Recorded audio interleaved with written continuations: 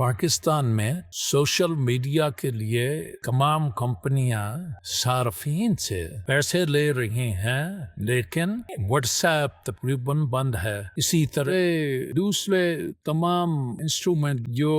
Social media کے لیے کام کرتے ہیں ان کی سروسز میں بھی تعطر ہے،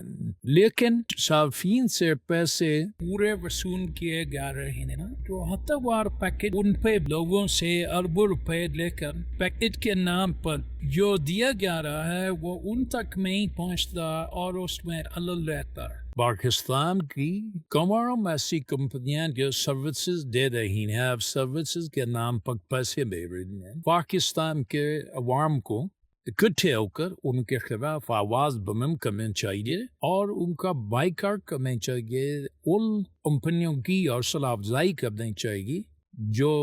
سروسز ٹھیک دے رہی، اور دوسری کمپنیوں کو متون کرنا چاہیے جو پاکستان کے عوام کو چکر دے رہی۔ آئیے ان سب سے اپنے حق کے لیے مطالبہ کرے کہ وہ ہمارا وہ پیسہ ہمیں واپس کرے جو انہوں نے سروسز کے نام پہ ہم سے دینا شروع کیا ہوا ہے۔